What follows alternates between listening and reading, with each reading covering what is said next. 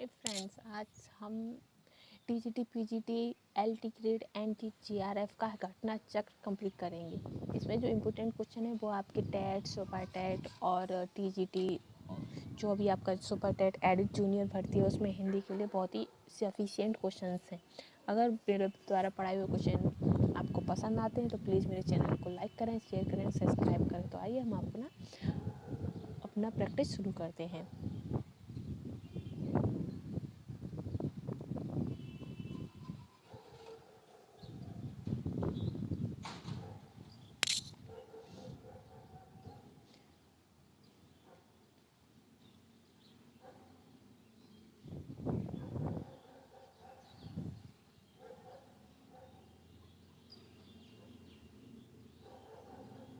आपका पहला क्वेश्चन है, हिंदी साहित्य के इतिहास के लेखन की परंपरा का सूत्रपात किसने किया है? तो गारसादा तासी ने किया है। किसने किया है? गारसादा तासी ने। तो ये लिखा है कि हिंदी साहित्य के इतिहास के लेखन की परंपरा का सूत्रपात गारसादा तासी ने किया है, जिन्होंने फ्रेंच भाषा में इसरातुल एंदुई ए हिंदुस्तानी ग्रंथ लिखा है। इसमें हिंदी और उर्दू को अनेक कवियों का विवरण वर्ण क्रमानुसार दिया गया। इसका प्रथम भाग सन 1839 में तथा द्वितीय भाग 1847 में प्रकाशित हुआ है। महत्वपूर्ण तथ्य है 1888 में एशियाटिक सोसाइटी ऑफ बंगाल की पत्रिका के विशेषांक के रूप में जॉर्ज गियसन द्वारा दी modern vernacular literature of Hindustan का प्रकाशन हुआ, जो नाम से इतिहास न होते हुए भी सच्चे अर्थ में हिंदी साहित्य का इतिहास कहा जा सकता है। फिर आपका क्वेश्चन सेकंड आता है, हिंदी साहित्य के इतिहास लेखन का सर्वप्रथम प्रयास किसने किया था? तो ये भी आपका गारसादा तासी ने किया था। हिंदी साहित्य के इतिहास लेखन का सर्वप्रथम प्रयास किसने किया है? गारसादा तासी ने। फिर आपका क्वेश्चन है, हिंदी साहित्य के इतिहास का लेखन सर्वप्रथम किस भाषा में हुआ है? तो फ्रेंच भाषा में हुआ है। फ्रेंच भाषा में हुआ है। दूसरा क्वेश्चन है आपका, हिंदी साहित्य का इतिहास लिखने वाले प्रथम लेखक कौन है? तो गारसादा तासी।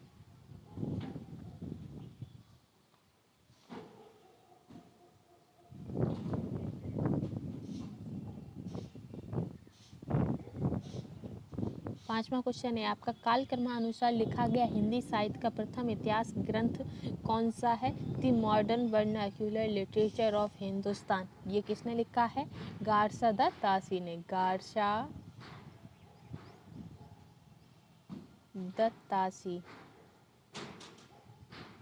तासी। फिर दूसरा आता है, इस्तवार लाल लिटरेचर एंदु ये हिंदुस्तानी नामक हिंदी साहित्य के ग्रंथकार कौन है? गारसादा तासी। इसमें बार बार यही रिपीट हुआ है, पर लेकिन इसमें ये दिया है कि ये क्वेश्चन तो या पीजीटी परीक्षा 2002 में आया था, ये 2009 में, फिर 2001 में। मतलब ये क्वेश्चन आपका बहुत ही इंपॉर्टेंट है, ये आपको अपने माइंड में रखना ही रखना है। हिंदी साहित्य का पहला इतिहास लिखा गया है फ्रेंच भाषा में। कौन सी भाषा में लिखा गया है? फ्रेंच भाषा में। कौन सा लिखा गया है? इस्तवातर दे ला लिटरेचर एंदु ये हिंदुस्तानी। और ये किसने लिखा है? गारसादा तासी ने। हिंदी का प्रथम व्याकरण लिखने वाले विद्वान कौन है? जोशुआ कैटलर। यानी कि हिंदी का प्रथम व्याकरण किसने लिखा है? जोशुआ कैटलर ने। और हिंदी साहित्य का पहला इतिहास लिखा है गारसादा तासी ने।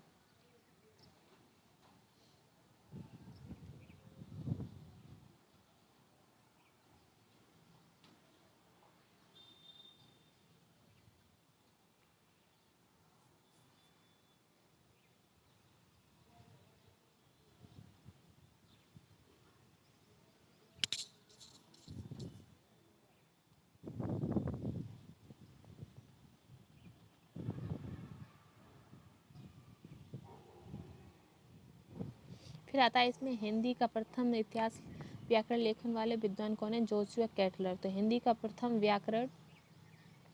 प्रथम व्याकरण लिखने वाले जोहान जोशुआ कैटलर हैं। डच, पुर्तगाल, ईस्ट इंडिया कंपनी के राजदूत बनकर भारत आए थे। इन्होंने अपने देशवासियों को भारत में व्यावसायिक सुविधा की दृष्टि से हिंदी का सामान्य ज्ञान कराने के लिए व्याकरण पुस्तक हिंदुस्तान ग्रामर लिखी, जो सन 1715 के आसपास प्रकाशित हुई। इस ग्रामर की रचना डच भाषा में की गई थी। डॉक्टर कियर्सन ने अपने ग्रंथ लिंग्विस्टिक सर्वे ऑफ इंडिया में इस पुस्तक का तथा उसके लेखक का संक्षिप्त परिचय दिया। सन 1943 में पंडित किशोरीलाल वाजपेयी का ब्रज भाषा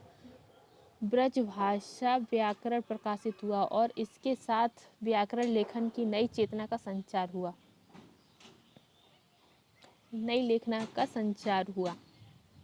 चलो, इसके बाद वाजपेयी जी की अच्छी हिंदी का नमूना 1948, ब्रज भाषा का प्रथम व्याकरण 1949, हिंदी निरुक्तर 1949 तथा हिंदी शब्दानुसार सन 1958 में प्रकाशित हुआ। तो हिंदी का व्याकरण, प्रथम व्याकरण किसने लिखा था? जोशुआ केटलर ने।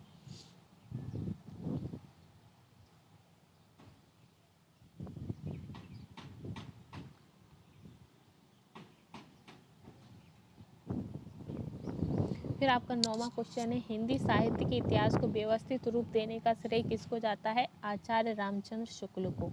तो हिंदी साहित्य के व्यवस्थित रूप देने का श्रेय किसको जाता है? आचार्य रामचंद्र शुक्ल को। फिर हिंदी साहित्य के इतिहास को व्यवस्थित रूप देने का श्रेय आचार्य रामचंद्र शुक्ल को जाता है। इन्होंने हिंदी साहित्य का इतिहास 1929 लिखा, जो मूलतः नागरी विचारणी सभा द्वारा प्रकाशित हुआ। जो कहाँ से प्रकाशित हुआ? नागरी विचारणी सभा द्वारा प्रकाशित हुआ। हिंदी शब्द सागर की भूमिका के रूप में लिखा गया था तथा जिसे आगे परिवर्तित एवं विस्तृत करके स्वतंत्र पुस्तक का रूप दे दिया गया। तो हिंदी साहित्य के इतिहास को व्यवस्थित रूप देने का श्रेय किसको जाता है? आचार्य रामचंद्र शुक्ल को, जो कि हिंदी साहित्य का इतिहास उन्होंने लिखा था 1929 में। फिर अन्य महत्वपूर्ण तथ्य हैं, शिव सिंह सरोज 1883 में लगभग एक सहस्त्र भाषा कवियों का जीवन चरित्र उनकी कविताओं के उदाहरण सहित प्रस्तुत करने का प्रयास किया।